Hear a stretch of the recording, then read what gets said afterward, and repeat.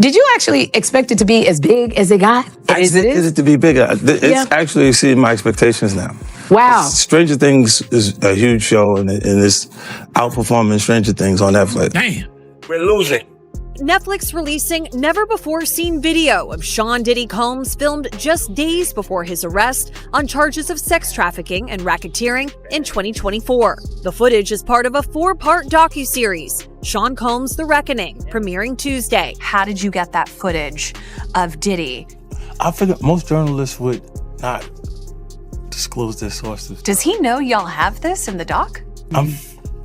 I would doubt he knows. So when this airs, that'll be the first time that his legal team, Diddy, that everybody knows that this footage is now seeing the light of day.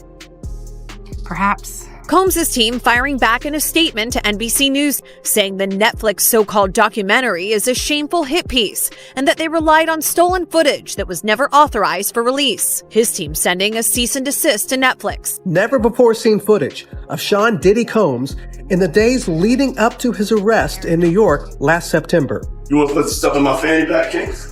The exclusive video obtained by Netflix shows Combs debating with his lawyers about strategy. Listen to me. I'm going to get off the phone right now, and I am going to let you professionals look at the situation and come back to me with a solution.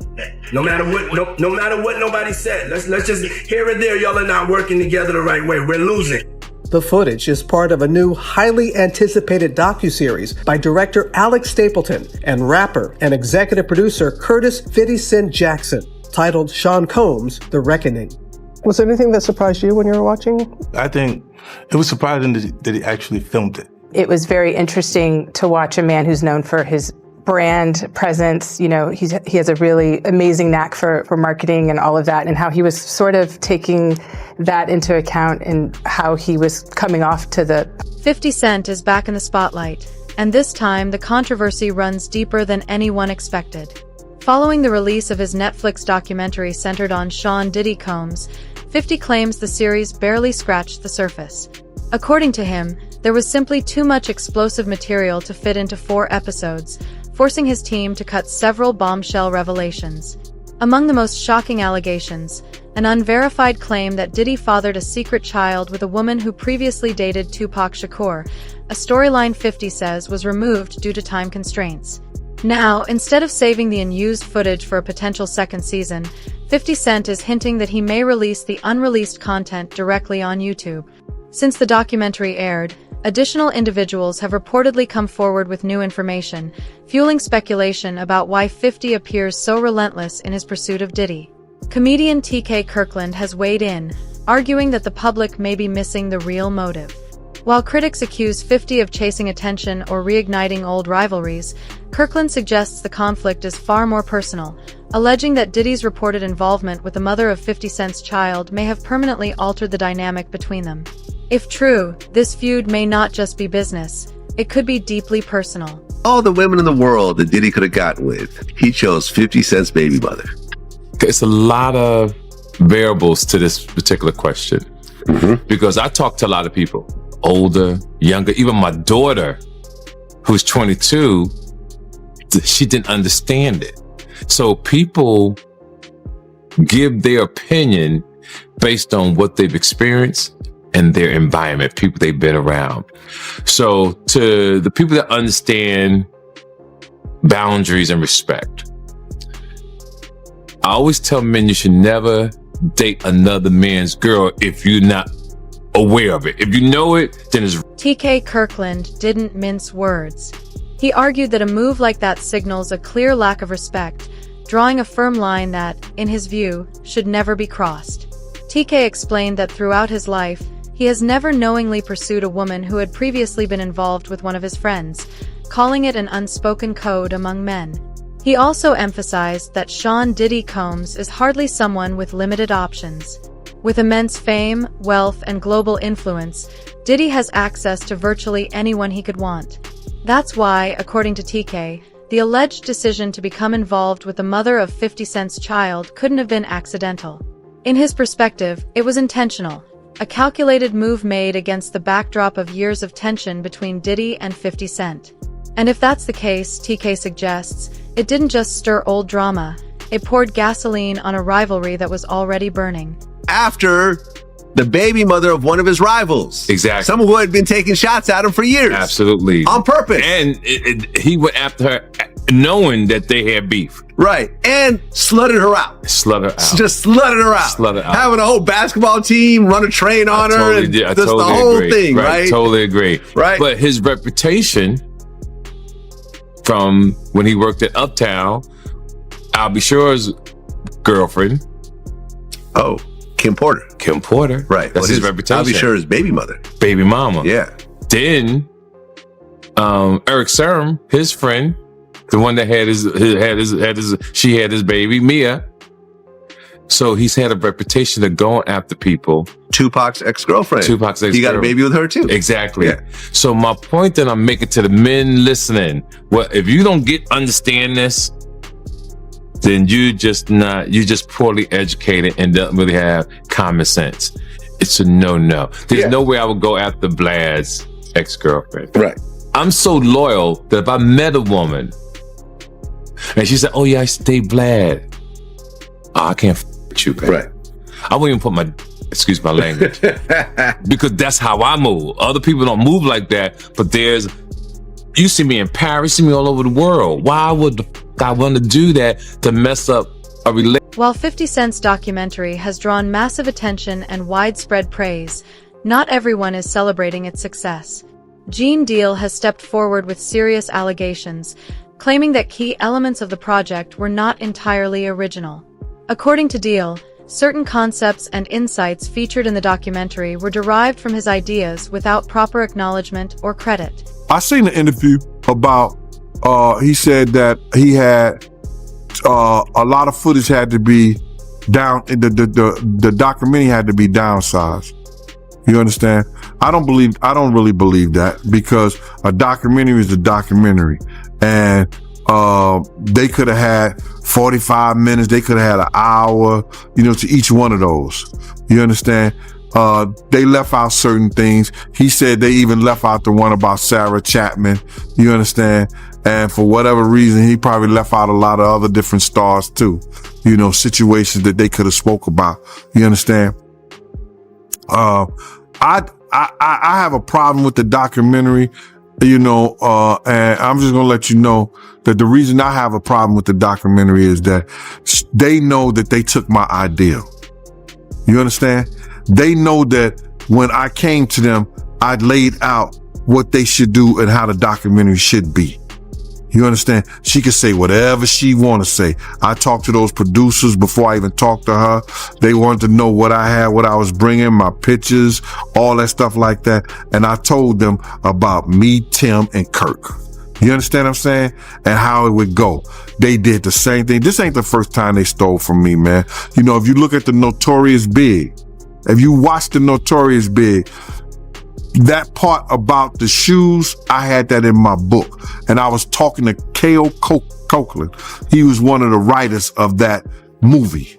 And I told him about when I let Big use my shoes at Soul Train Award. You had this old flunky ass dude, Mike B, get on Angie Martinez's show and talk about, yo, Big, he wore mixed max shoes and he went out there and performed. When you go look at the film, when you go look at Big performing that on that show, ain't nothing mixed match about them shoes. There was $800 Maury's, size 14D. Big wore a 14E. E means that his shoes is a little wider than mine. He struggled, but he put them on and he went out there and performed. Those was my Gators that he had on. You understand? They did a little skit trying to disrespect me in the movie. You understand? And they said something about, we got... Gene Deal also addressed speculation that 50 Cent could release additional unreleased footage online in the future. According to Gene, if more content does surface, there may be little Diddy can do to stop it. In his view, if there had been the power to shut the documentary down, it would have already been done. Gene suggests that this entire situation raises a bigger question. Just how much influence does Diddy still hold behind the scenes, and how much of that power may have quietly diminished? Documentary, and if 50 do another one, and I heard he's gonna put it on YouTube or do whatever he's gonna do.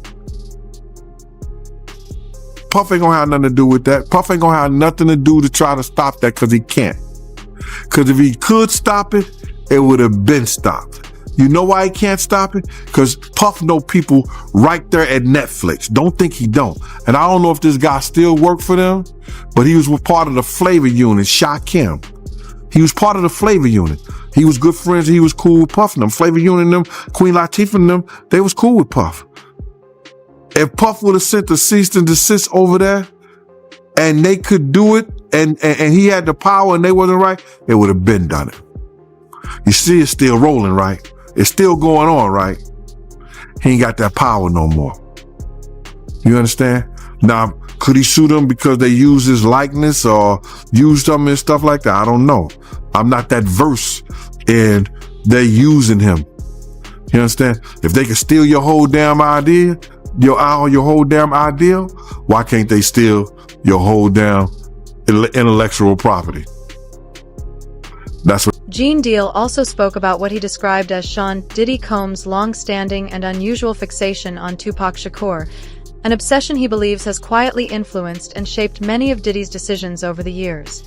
I did see the interview that 50 did with Sherry, and he was talking about he didn't release the video about Puff having a kid by Kim Porter's friend, Sarah Chapman.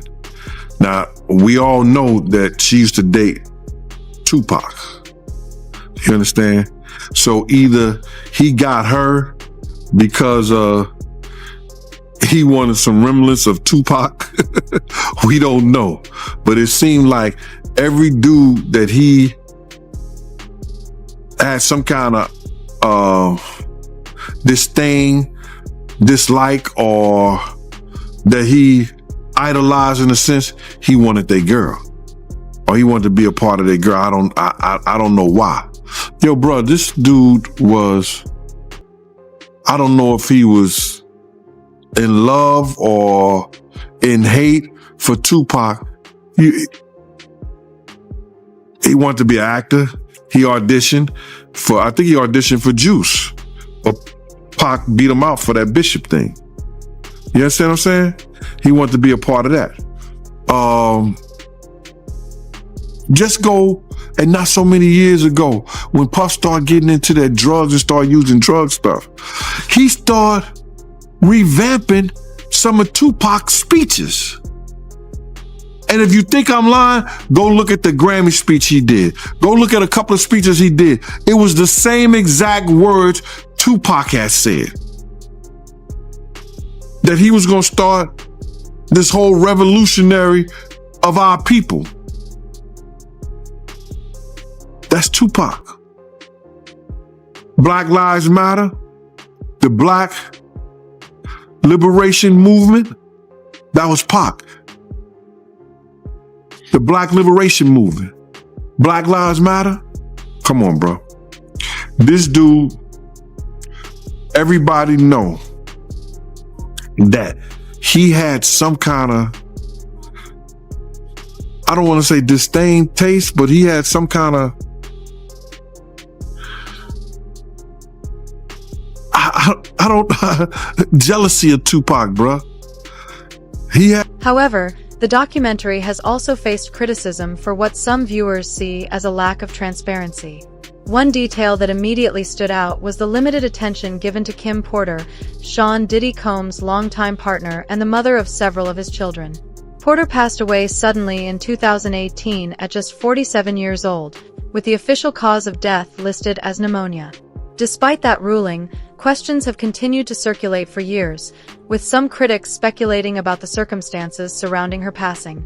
For much of Diddy's rise and reign, Kim Porter was by his side, witnessing pivotal moments of his life up close, which is why many were surprised to see her story largely absent from the narrative. You think that Diddy killed Kim Porter? Absolutely. Why? Because of all the videotapes, because of the book, because of all the people she gave copies of her book to, or at least chapters, because of everything that she had on him, because of the tape that she used to blackmail him into a relationship and into a raise of him being sodomized by Andre Harrell. And I am not saying that allegedly, because I heard her and Kim Moore talking about it in the booth of the bathroom while snorting cane. She was present for every chapter of his life, from his most private relationships to his biggest business decisions, and the moments that unfolded far from the public eye. Yet despite her undeniable significance, the documentary gave her story only minimal attention. According to multiple sources, Kim Porter's narrative was intentionally left out, with some suggesting it was deemed too sensitive or too controversial to explore. Gene Deal has stated that he knew Kim personally and, at times, even looked out for her.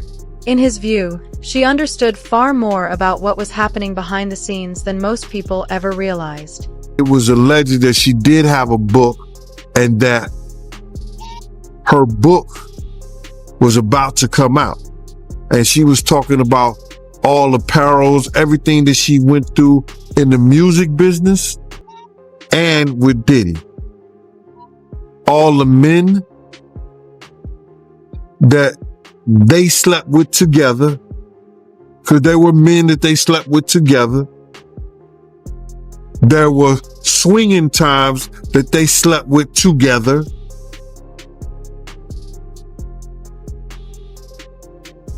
I don't know, man. How do you put your girl through some shit like that? Or how you look at your girl and knowing that she and another dude? What kind of demonic mind you have to be that far gone where that shit don't bother you? And got rid of them. They swimming with the fishes. Wow, man. So she was about to expose all that in her book, them sleeping with men together. She was going to expose everything. I heard it was tell all. Yeah, that's crazy, man. Just curious, right? Did you know that Diddy and Kim had that type of relationship back then in real time? Yeah. Yep. Because I know somebody personally that lives in Atlanta that was swinging with them. And I would never mention his name because he's a good brother. And he knows my family down there. You know, he knows my family down there. And I would never, put his name out there like that. He's been in the music business. He done put a lot of groups, A-listed groups out there. Especially A-listed groups from Atlanta.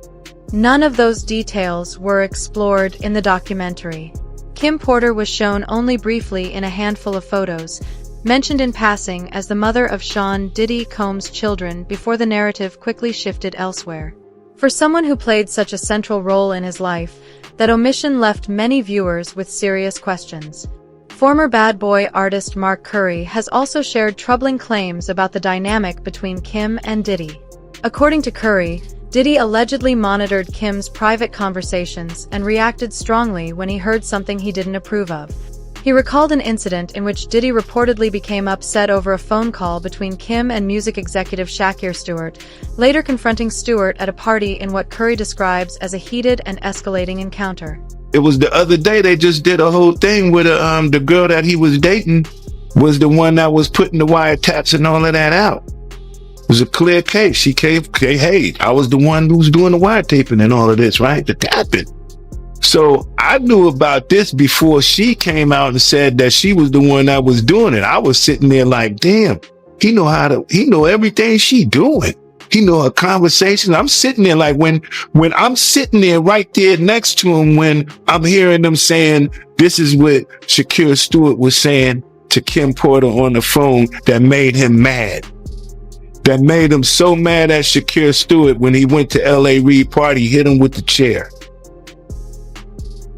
You don't think if he hit a man with a chair for dating this girl, they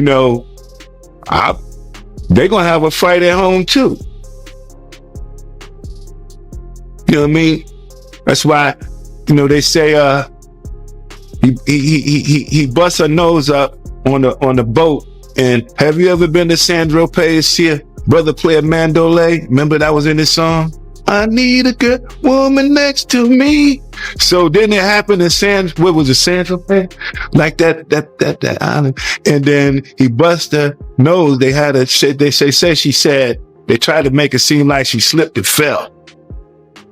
She slipped and fell and broke her nose. Nah, the truth was she slipped and fell and landed on his fist. Yeah, but that's what happens when you put your hands on females. I don't really have much respect for a man who's physically abusive towards women, man. I kind of think they be kind of suspect. I'd be like, man, I girls fight. To some observers, this pattern of behavior appeared consistent with the persona long associated with Sean Diddy Combs. Another detail that sparked curiosity was how the documentary handled, or largely avoided, his legendary parties. For decades, these gatherings were rumored to attract some of the most powerful names in entertainment, sports, and business, with celebrities, athletes, and industry insiders said to be frequent guests. Yet the documentary offered little insight into that world. No major figures were identified, and no substantive accounts of what allegedly took place were explored. Given the number of high-profile individuals publicly linked to Diddy over the years, and the noticeable silence from many of them now, that absence has left viewers questioning what may have been left unsaid. What are your thoughts on all the his celebrity friends that denounced those allegations and were like, "This is false," and liars. They were saying, "Yeah, should they speak up now?" It's getting a little too late for those who are complicit. Stevie J should be charged. Mary J. Blige should also be charged. Jennifer Lopez should definitely be charged. Jay-Z should be charged. Khaled should be charged. Rick Ross should be charged. Usher should be charged and tried with him. Or for Justin Bieber alone. Jaguar Wright has argued that the conversation shouldn't focus solely on the music industry, but on what Sean Diddy Combs may have experienced long before fame ever entered the picture. In her view, understanding who he became requires looking much closer to his childhood. She has suggested that during his early years, while his mother was occupied with her own life and people were frequently coming and going from the home, he may have been exposed to situations no child should face. According to Jaguar, that kind of unstable environment can leave deep, lasting scars. She believes Diddy may have been profoundly affected, even harmed, during those formative years, and that those early experiences could have shaped many of the decisions and behaviors that followed later in his life. What he saw and what happened to him in his own mama house. All of those strangers, them up involved, looking around, seeing what was going on. And let's just be clear, it sounds like her house was a house of, professional freak-offs. So who knows what he saw or what could have happened to him while she was busy entertaining people and pouring and getting tips, as she would say, for her after-hour life. Oh yeah. He was. I'm gonna say he was surprised to hear that. School bus driver. No, was he surprised or was he like, "Zip it, you talking too much"? Because that's what it looked like to me. It looked like you talking a little bit too much. They don't need to know about that. While she was sitting up there, because I was a bus driver and I was this and I worked at the after hours. And I would pour them drinks and they would give me big tip. Jaguar Wright also pointed out that Sean Diddy Combs has openly spoken about feeling a sense of pride upon learning that his father had a reputation as a hustler. In her view, that reaction speaks volumes.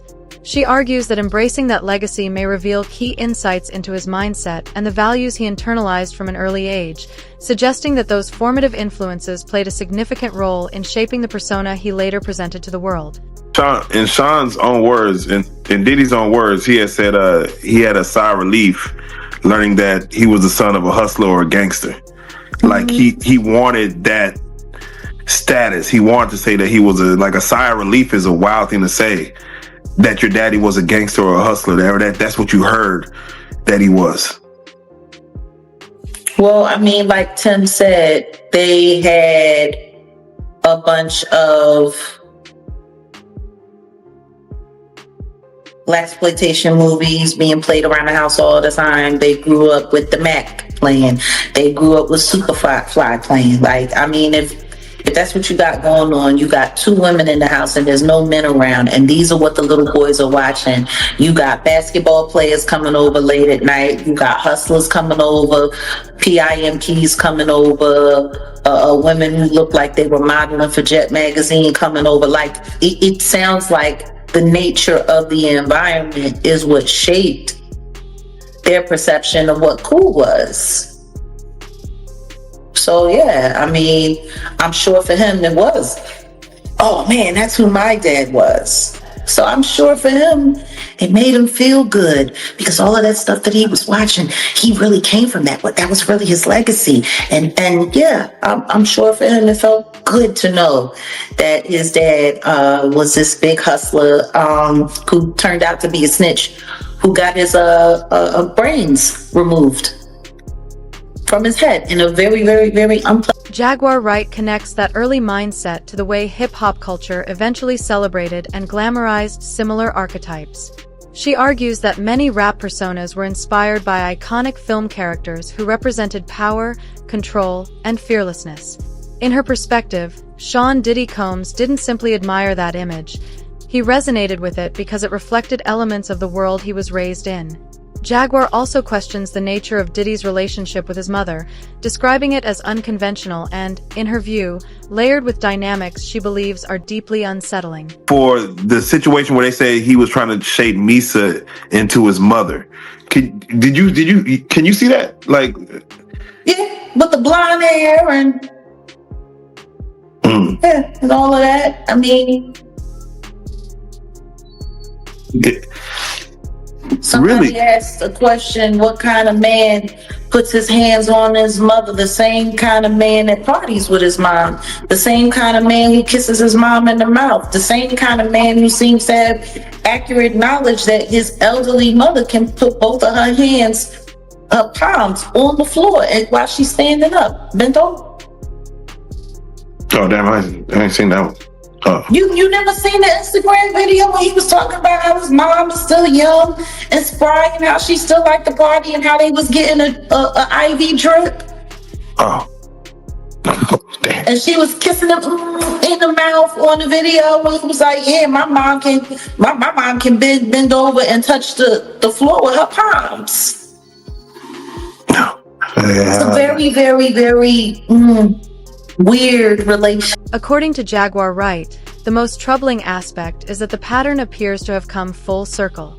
She has voiced serious concerns about Sean Diddy Combs' relationship with his own children, describing certain dynamics as deeply questionable. Jaguar claims that multiple sources have alleged his children were exposed to environments they should never have encountered. She challenges what kind of parenting would permit such situations and questions why, if others were aware, so many adults allegedly chose silence over intervention. You know, it kind of goes into, I mean, he seems to be having, and again, I know the freak offs, that his son is there. Like, it seems like he likes to get down with his kids. Yeah. But that wasn't all. Just to hear Little Rod say, like, the boys were around. Roger Bonds talked about the children as well. What kind of parenting relationship is that? But then again, that goes back to the conversation of Lori Harvey, Steve Harvey's daughter. It was all known that she was spotted in them streets with Justin, and then she was spotted in them streets with Diddy, and they all tried to sit there and pretend like that wasn't what it was. Like, I don't know if anybody has not noticed, but ever since Diddy got pinched, they've all been trying to pretend like all of the stuff that we've seen that happened, that they was all involved in, didn't happen. If Lori Harvey was hanging out, and it's kind of weird, like the whole relationship with Justin looks weird. He looks like Mini-Me with Dr. Evil. It's weird.